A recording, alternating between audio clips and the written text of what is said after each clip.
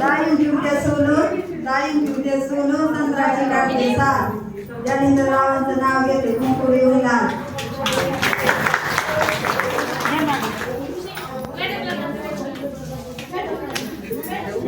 हो कार्यक्रम पहिल्यांदा बोलते मी. आता ते कार्यक्रम सुरेख मुली वाटतंय तर तोपर्यंत बोलते मी. जर म्हणजे तुम्ही 2 शब्द बोला. म्हणजे ह्या विद्यालयाने ह्या वर्षी खूप चांगले उपक्रम केले. आपण आठवडे बाजार बघितलंय गेल्या 15 दिवसामध्ये आणि आता काय छान उपक्रम होत आहे. शिक्षक त्यांचं काम करत आहेत. तुम्ही पाणी करून मुलांना शिकवत आहे. त्या गोष्टी त्यांना मिळवून देत आहे. तर थोडं आणखी लक्ष द्या. मुलं कसं शिकतायत, पुढे जाऊन काय करतायत, काय ऑब्झर्व करतायत. आणि आपला जेव्हा कार्यक्रम तर हे जे प्रोडक्ट तुम्ही लावताय मुलींना तर ते आपल्यासाठी बनले ना. त्यांचं अजून तेवढी स्किन डेव्हलप नाही झाली की त्यांनी ते लावलं पाहिजे. ते लिपस्टिक असेल किंवा कॉस्मेटिकचं काय लावलं असेल फाउंडेशन ते आई लावती म्हणून आपण लावायचं असं नाही करायचं. ते तुमच्या वयासाठी नाहीये. ते मोठ्या जेव्हा प्रौढ जसं का ते लिहिलेलं असतं इन्स्ट्रक्शन कोणी यूज करायचं कोणी नाही. घातली साडी गेलं लग्नात लगेच ते सगळं लावून आपण नाही का मना पण नाही करत कोणाला रडत नाही मुलांना. म्हणजे सगळ्याच बरोबर मागणी चुलीच झाले. माझी मुलगी तर 5 वर्षाची आहे. तिचा आता 5वा बर्थडे झाला तर तिने बर्थडेला मला हे मागणी केली की मला मेकअप बॉक्स घेऊन दे.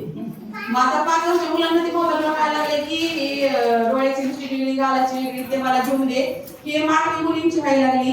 तर हे मोबाईल आहे तुमच्या गावात पण एक छान आता तू उपक्रम सुरू केलाय की 7 नंतर मोबाईल टीव्ही सगळं बंद केलंय ना. सुरू करून केले ना घराघरात. म्हणजे फक्त मुलांनीच नाही आई वडिलांनी पण बंद ठेवा. तुमचं अनुकरण करून मुलं करत असेल तुम्ही पण ते मोबाईल बघणं बंद करा.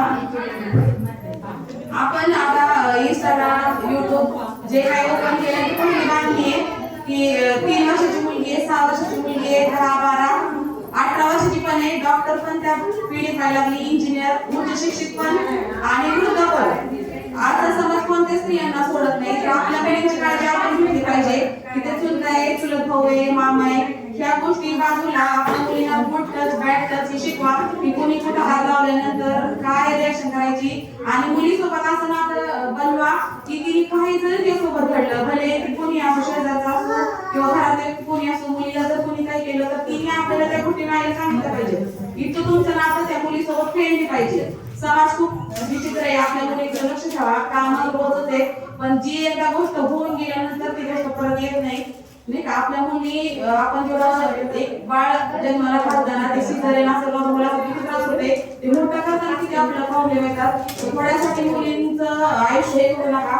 त्यांच्यावर लक्ष ठेवा. त्यांना पाहिजे त्या गोष्टी मिळून द्या पण लगेच अवेलेबल करायचं मागे लगेच दिले थोडं त्यांना वेट करायला हवा आणि नंतर त्या गोष्टी त्यांना मिळून द्या. मुलीचं लक्ष ठेवा, आरोग्यावर लक्ष ठेवा.